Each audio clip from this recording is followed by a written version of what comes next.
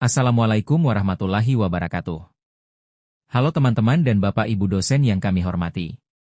Perkenalkan, kami dari kelompok 7 yang beranggotakan Diva Indriani, Muhammad Farhanul Hakim, dan Revika Ayudhya Prameswari. Di sini kami akan mempresentasikan materi statistika penelitian dengan judul analisis regresi. Dalam kehidupan sehari-hari maupun dalam penelitian, seringkali kita ingin mengetahui apakah suatu variabel memiliki pengaruh terhadap variabel lainnya. Misalnya, apakah jam belajar memengaruhi nilai mahasiswa, atau apakah biaya promosi memengaruhi tingkat penjualan? Untuk menjawab hubungan tersebut, digunakanlah analisis regresi. Melalui materi ini, kami akan membahas pengertian analisis regresi, tujuan dan manfaatnya, jenis-jenis regresi, langkah-langkah analisis, hingga cara membaca hasil perhitungan regresi dalam penelitian. Kami berharap materi yang kami sampaikan dapat membantu teman-teman memahami bagaimana analisis regresi digunakan sebagai alat untuk menguji hubungan dan pengaruh antar variabel dalam sebuah penelitian. Baik, langsung saja kita masuk ke pembahasan materi yang pertama. Pada slide ini, kita akan membahas mengenai definisi analisis regresi. Analisis regresi merupakan metode statistik yang digunakan untuk mengetahui hubungan antara variabel bebas atau independent variable dengan variabel terikat atau dependent variable. Dalam penelitian, variabel bebas biasanya merupakan faktor yang memengaruhi, sedangkan variabel terikat merupakan faktor yang dipengaruhi. Tujuan utama dari analisis regresi ada 3.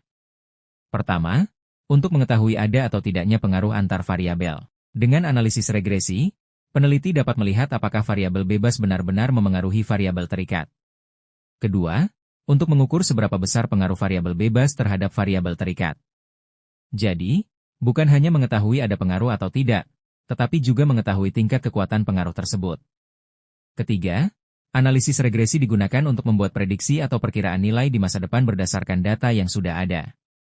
Karena itu, metode ini sering digunakan dalam penelitian, bisnis, ekonomi, maupun pendidikan. Contoh penerapan analisis regresi dalam kehidupan sehari-hari antara lain adalah pengaruh biaya iklan terhadap penjualan, pengaruh jam belajar terhadap nilai mahasiswa, dan pengaruh harga terhadap jumlah permintaan suatu produk. Dari contoh-contoh tersebut, dapat dilihat bahwa analisis regresi membantu peneliti memahami hubungan antar variabel sekaligus menjadi alat untuk pengambilan keputusan berdasarkan data. Konsep dasar dalam analisis regresi, yaitu variabel bebas dan variabel terikat. Yang pertama adalah variabel bebas atau variabel X. Variabel bebas merupakan variabel yang memengaruhi atau menjadi penyebab terjadinya perubahan pada variabel lain. Variabel ini sering disebut juga sebagai faktor penyebab. Contohnya seperti jam belajar, biaya promosi, harga produk, dan lain sebagainya. Sebagai contoh, jika kita meneliti pengaruh jam belajar terhadap nilai ujian, maka jam belajar menjadi variabel bebas karena jam belajar diduga memengaruhi hasil nilai yang diperoleh mahasiswa atau siswa. Selanjutnya, yang kedua adalah variabel terikat atau variabel Y. Variabel terikat merupakan variabel yang dipengaruhi oleh variabel bebas. Variabel ini menunjukkan hasil atau akibat dari adanya pengaruh variabel bebas. Contohnya seperti nilai ujian, penjualan, jumlah permintaan, dan lain-lain. Misalnya dalam penelitian tentang biaya promosi terhadap penjualan, maka penjualan menjadi variabel terikat karena jumlah penjualan dipengaruhi oleh besar kecilnya biaya promosi yang dilakukan. Jadi, dapat disimpulkan bahwa dalam analisis regresi, variabel X berperan sebagai faktor yang memengaruhi, sedangkan variabel Y berperan sebagai faktor yang dipengaruhi.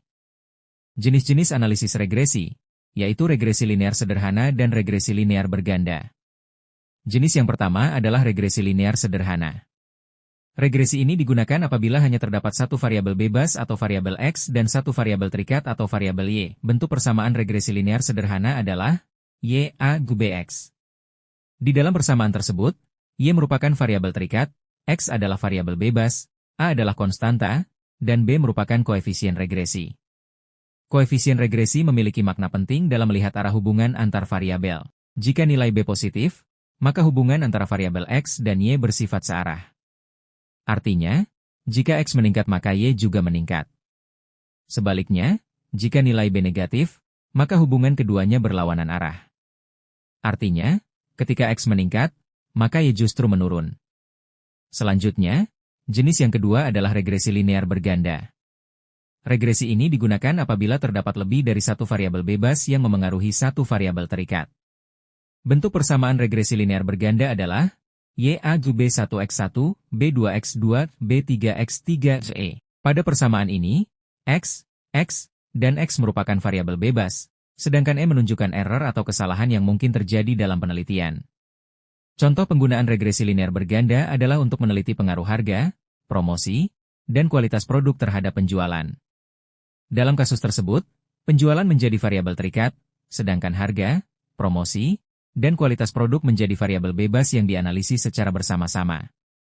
Jadi, perbedaan utama kedua jenis regresi ini terletak pada jumlah variabel bebas yang digunakan dalam penelitian. Tujuan dari analisis regresi. Tujuan pertama adalah untuk mengetahui hubungan antar variabel.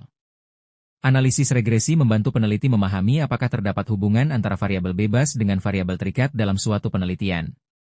Tujuan kedua yaitu untuk mengukur pengaruh variabel. Dengan analisis regresi, peneliti dapat mengetahui seberapa besar pengaruh variabel bebas terhadap variabel terikat, baik pengaruhnya kecil maupun besar. Tujuan ketiga adalah melakukan prediksi.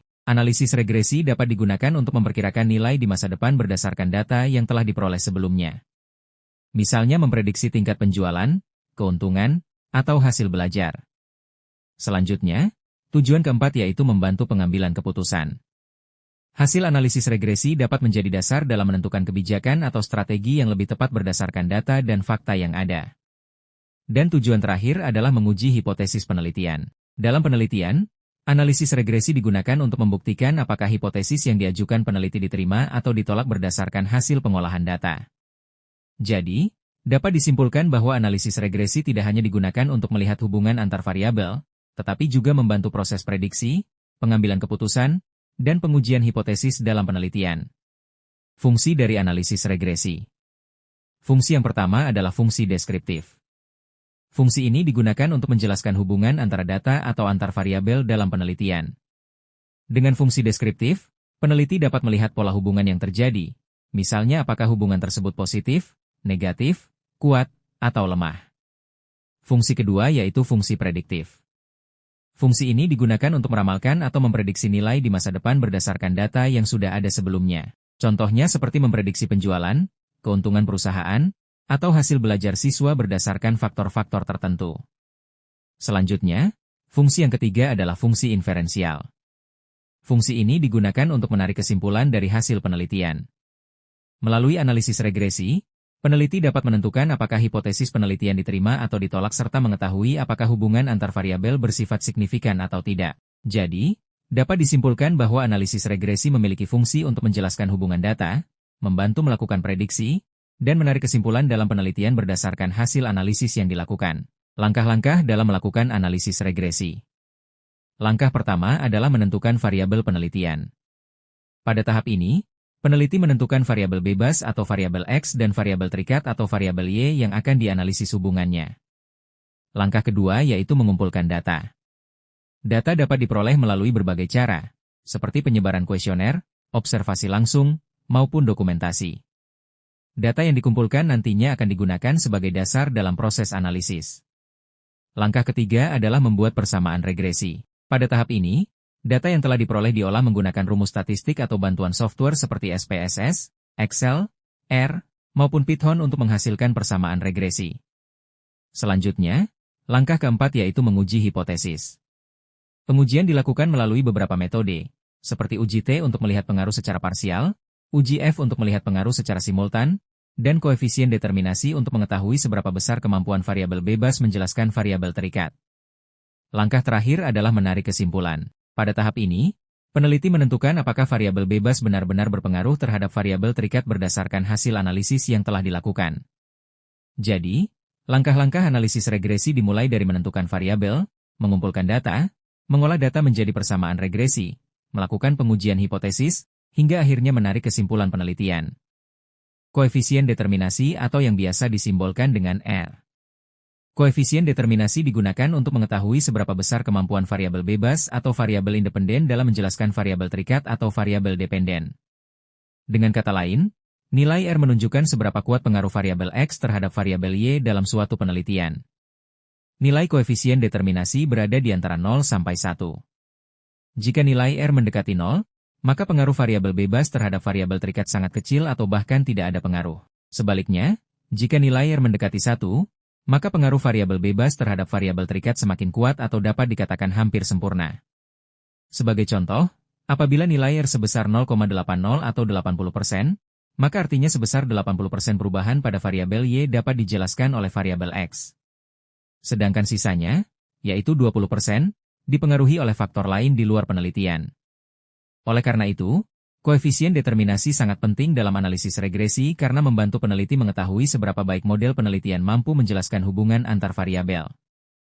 Dalam analisis regresi terdapat beberapa pengujian, di antaranya uji T dan uji F. Uji T digunakan untuk mengetahui pengaruh masing-masing variabel bebas secara parsial atau satu persatu terhadap variabel terikat. Kriteria pengujiannya yaitu, jika nilai signifikansi kurang dari 0,05 maka variabel tersebut berpengaruh signifikan. Sedangkan jika nilai signifikansi lebih dari 0,05 maka tidak berpengaruh signifikan. Selanjutnya ada uji F. Uji F digunakan untuk mengetahui pengaruh variabel bebas secara bersama-sama atau simultan terhadap variabel terikat. Kriterianya juga sama. Jika nilai signifikansi kurang dari 0,05 maka variabel bebas berpengaruh simultan. Sedangkan jika lebih dari 0,05 maka tidak berpengaruh. Analisis regresi memiliki beberapa kelebihan yang membuat metode ini sering digunakan dalam penelitian kuantitatif.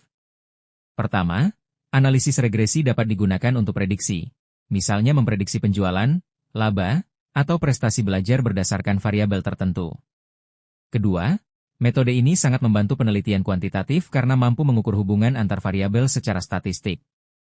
Ketiga, analisis regresi mudah dilakukan menggunakan software statistik seperti SPSS, Excel, atau lainnya. Dan keempat, regresi dapat membantu peneliti mengetahui hubungan antar variabel secara lebih jelas dan terukur. Selain memiliki kelebihan, analisis regresi juga memiliki beberapa kelemahan. Pertama, analisis regresi sensitif terhadap data ekstrim atau outlier. Jika terdapat data yang terlalu jauh dari data lainnya, hasil analisis bisa berubah dan menjadi kurang akurat.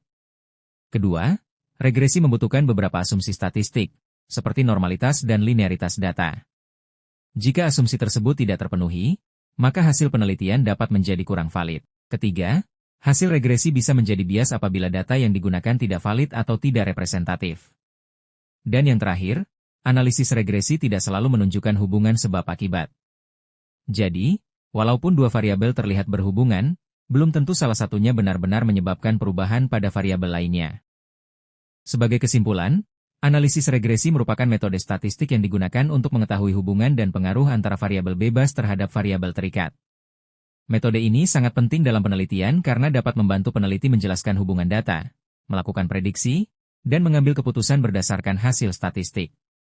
Dengan demikian, analisis regresi menjadi salah satu metode yang paling sering digunakan dalam penelitian kuantitatif di berbagai bidang. Sekian yang dapat kami sampaikan dan jelaskan, kurang lebihnya mohon maaf apabila ada salah kata atau ucapan. Wassalamualaikum warahmatullahi wabarakatuh. See you the next video.